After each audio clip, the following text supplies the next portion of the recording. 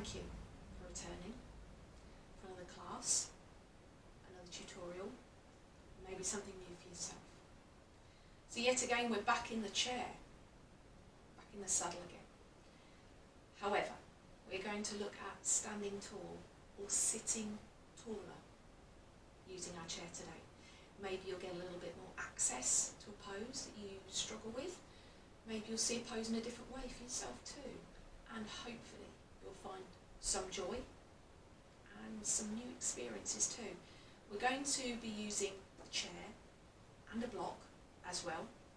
And we're also going to be looking at poses that we might struggle with in balance too. So we're going to look at tree pose. Not necessarily everyone's favourite thing, however using a chair can give us the access for balance that we could struggle with. We're also going to look at lunge and Jnanasana, crescent lunge. And it's going to be the high lunge. Now most of us will access our lunge with our back leg down. So it's going to be a low lunge. However, using the chair enables us to come higher, to stand taller, feel stronger as well. And that in itself might be as far as we want to go today. And that could be absolutely fine. But before we do anything else, we're going to do a side stretch. Now if we were standing, we could do palm tree, which is a lovely way of opening up the side laterals, giving some expansion and shape, opening up the intercostal muscles in the ribs, and generally just allowing us to feel a little bit more space. But we're going to start in the chair first.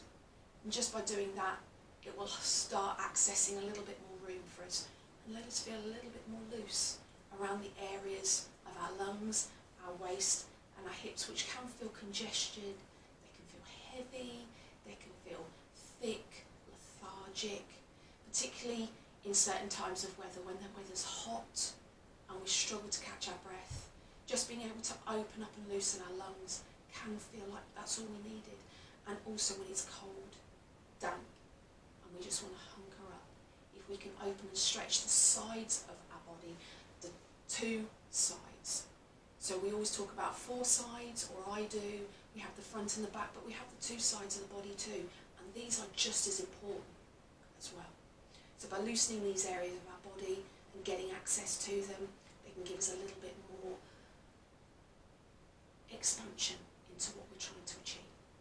So, feet down on the floor, and if we can't quite reach that on our chair, foot on a block is absolutely fine if that gives us more stability too. So work with what you're working with today and go for that.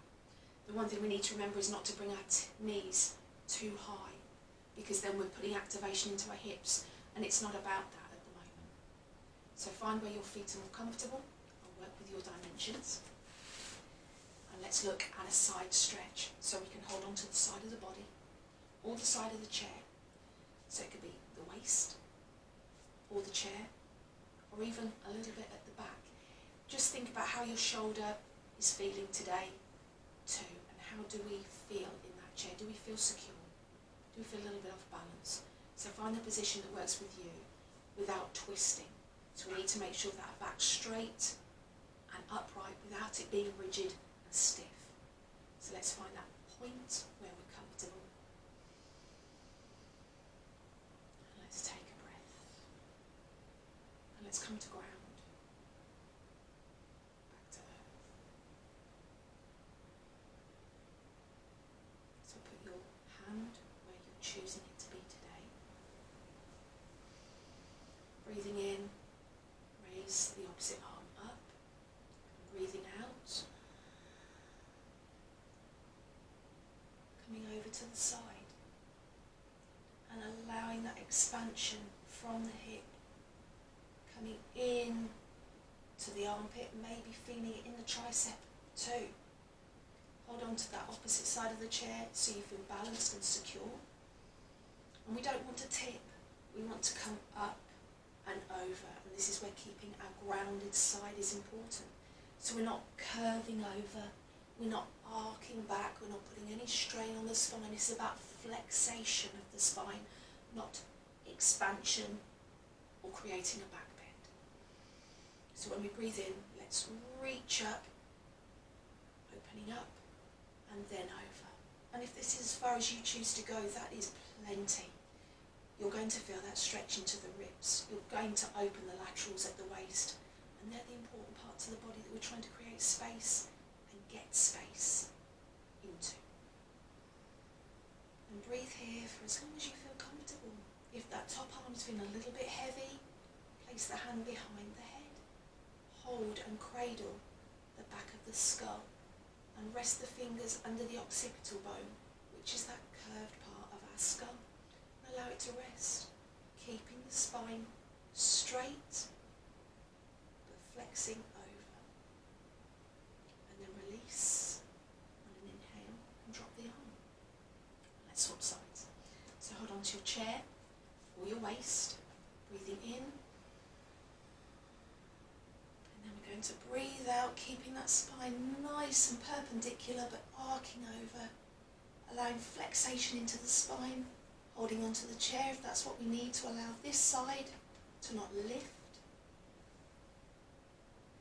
Breathing in again, creating space between those ribs, feeling like we've got an accordion on that side of the body, like gills of a fish. And picture them opening and closing with each breath that we have, again changing the position of the top arm if it's starting to feel heavy or uncomfortable in the shoulder, cradling the back of the head under the occipital bone, supporting the back of the head as well, and still encouraging that side stretch. So that is a different way of looking at palm tree. However, we can still stand and use the chair and access our palm tree in this way again. So let's try that, just in case we're in any doubt at all. Using the back of the chair, hand on the back, feet hip width apart to make sure that we're grounded. And as we raise that top arm up, you may feel that the leg lift that little bit. And the important thing is not the lift in that leg, but the grounding in the opposite leg. That encourages our balance. And it also means that we're not hyper extending over in a bend. We're allowing the arc of the spine to curve correctly without crunching it between the waist and the shoulder. We don't want that pincer movement. We don't want the closing. We want the opening of the opposite side, but allowing this not to fold and be creased up at the same time. So again, picturing the gills of a fish and the way the fish arcs as it moves. There's no creases in a fish as it curves. So allow that natural bend in the body too. So holding onto that back of the chair for grounding, getting grounded in the feet, almost placing extra weight into the opposite leg as we lift. And we come over. Now as we arc over, you may feel lighter or you could feel heavier in this leg. And if you're heavier, that's great. It means your balance is evening out and it preventing you from lift and coming over. We want an even weight in both legs. So we may be weighted in the opposite side, but we need to balance that as we lift up, and that creates a prevention of falling over, arcing back and losing balance too.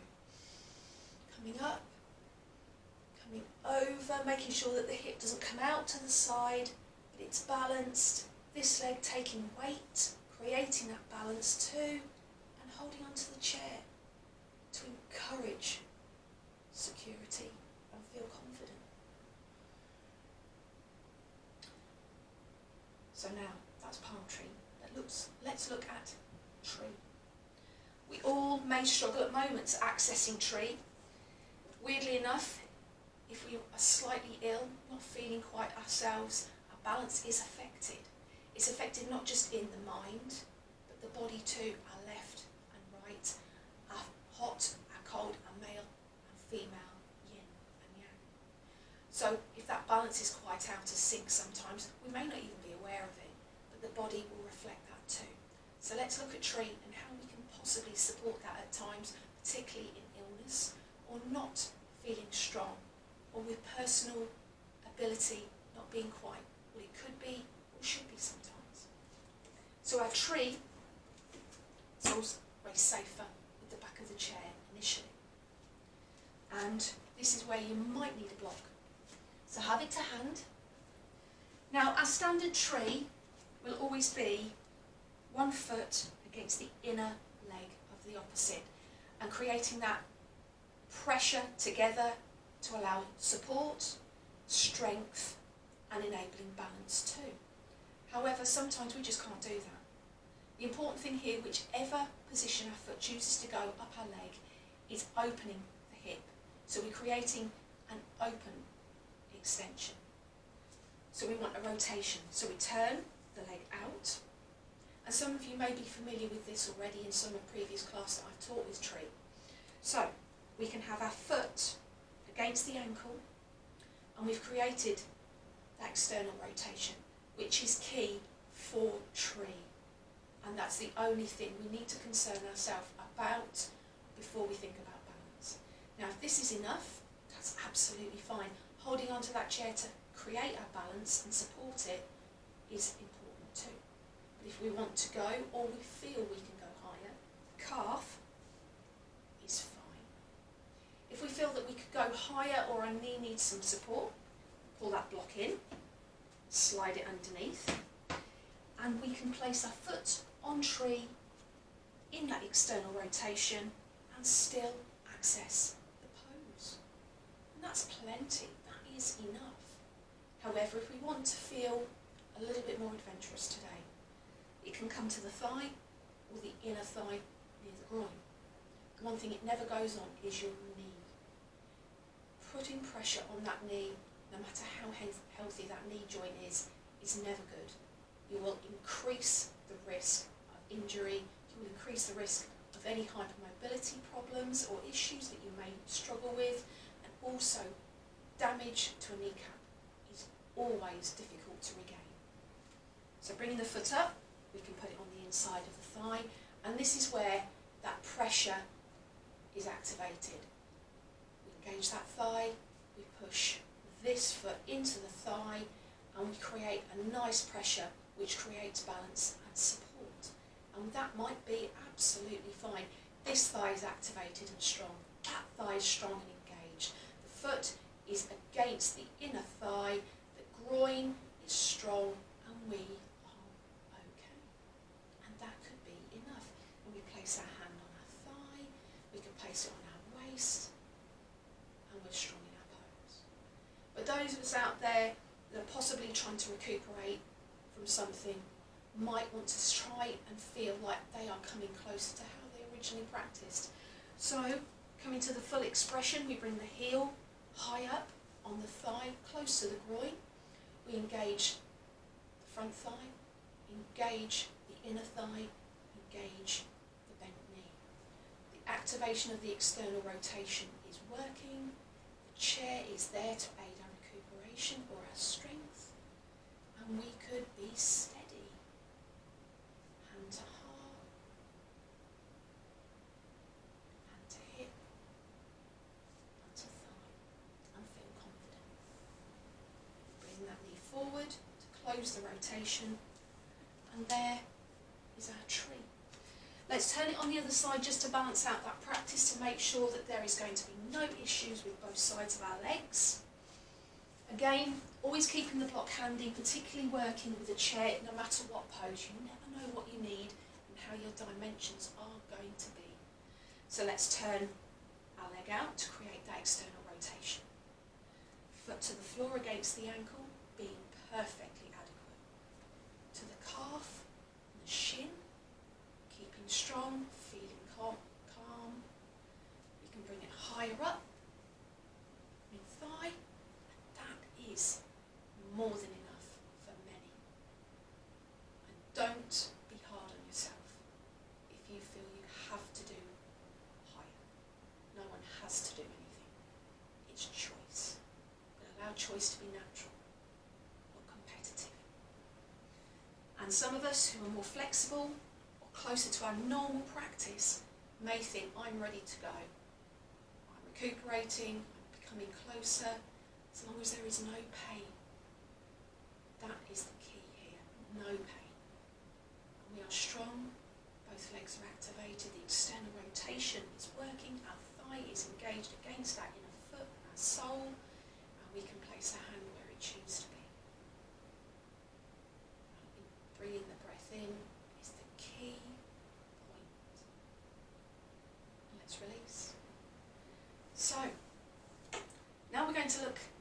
necessarily a standing pose, but it's definitely a balance pose. Warrior 3, Rhubarb 3. So, through our warrior series, our warrior 3 represents the arrow that launches. And the arrow is the determination and the focus to reach the point, the goal. But with this, it's not about that. It's about creating the pose in a safe shape and allowing us to access this shape with support and confidence.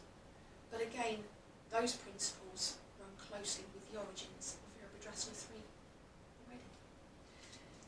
So what we need here is we need a strong 90-degree fold. Now if you need hand to get down to that chair seat, the block is more than enough right now. So making sure our chair is in place, blocking the seat, and give ourselves some good space.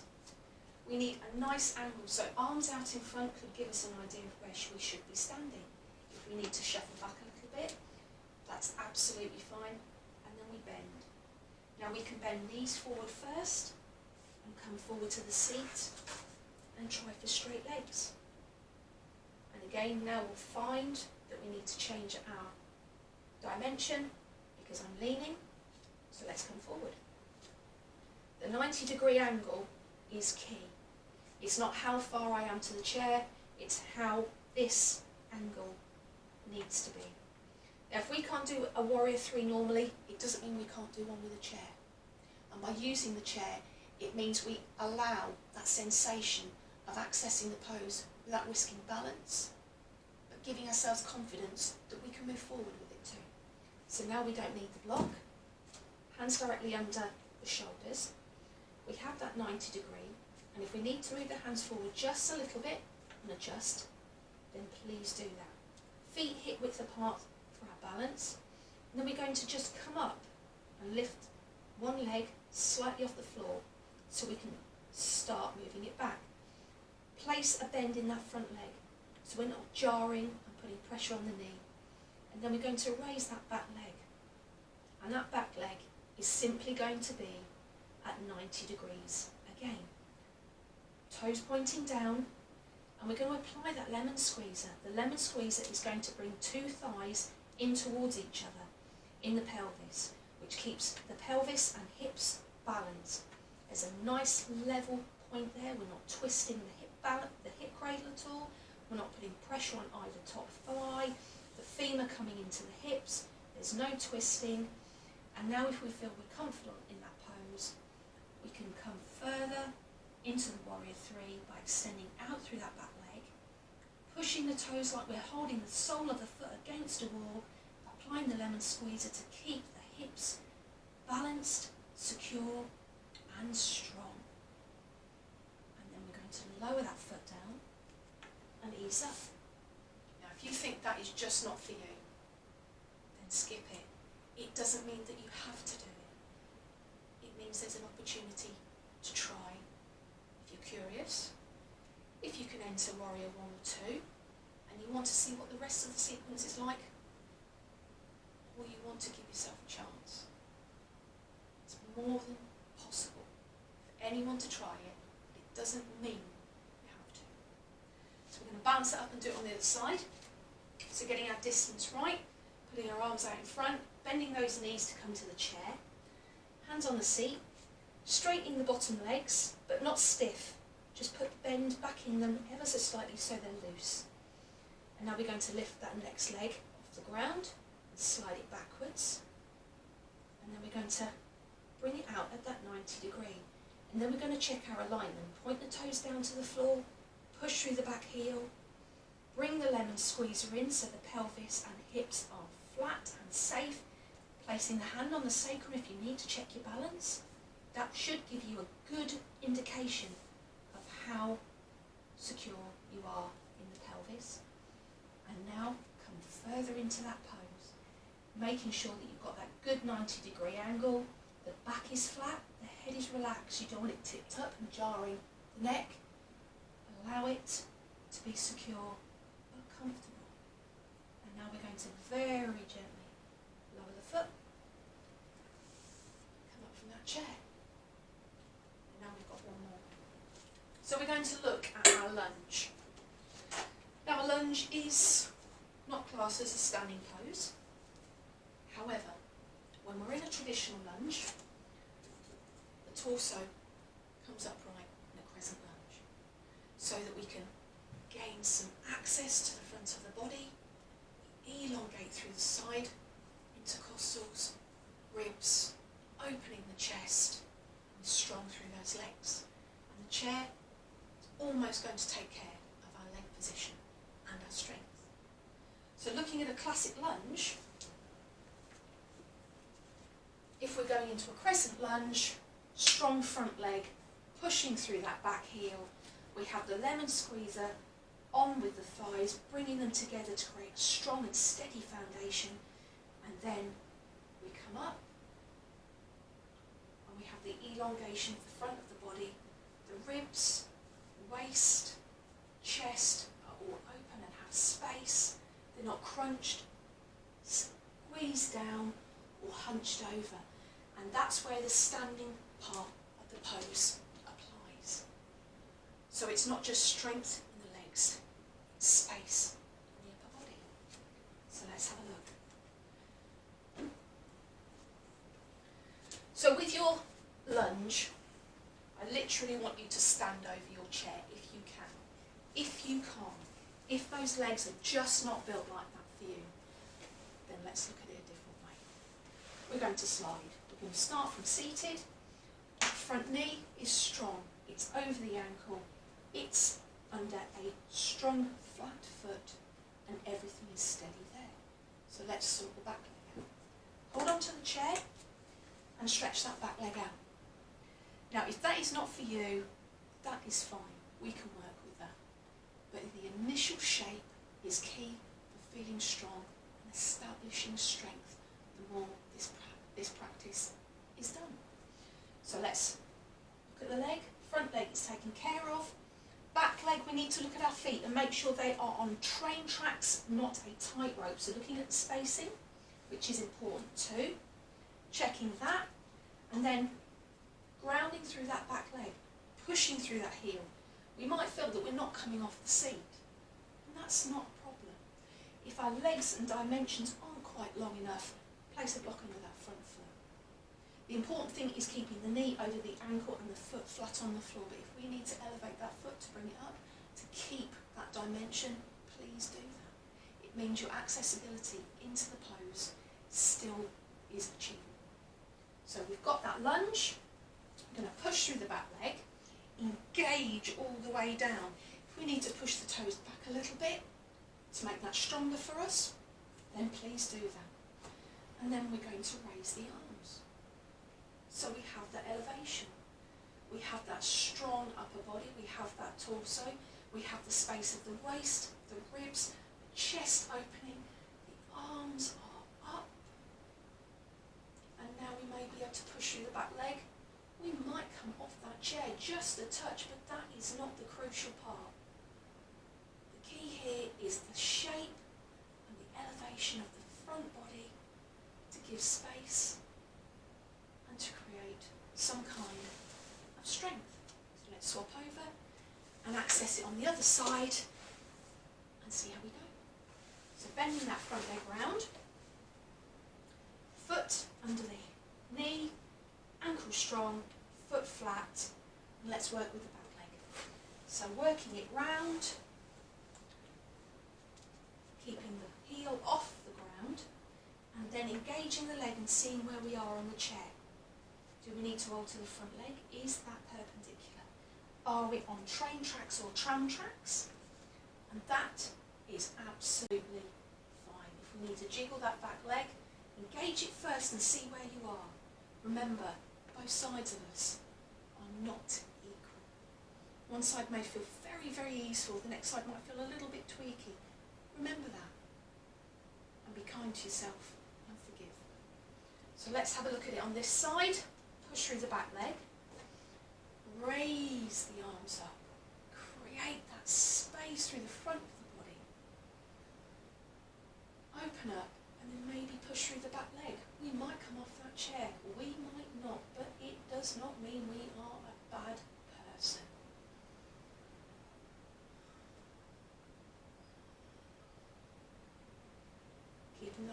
Lemon squeeze the legs going.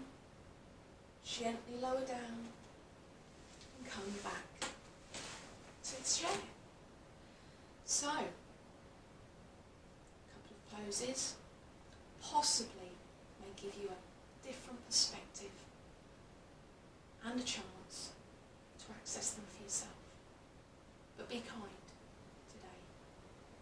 Today could not be your day. Today might definitely not be the thing that drives you. However, we are all different. Each day is different. And our bodies are all very different. Please be kind to yourself whenever you're trying to move, no matter how, whatever what. And please be good to yourself. I hope you have fun. I hope you discover something, no matter what it is, whether it's about yourself, yoga, or the chair that you have. And I hope you experience positivity no matter what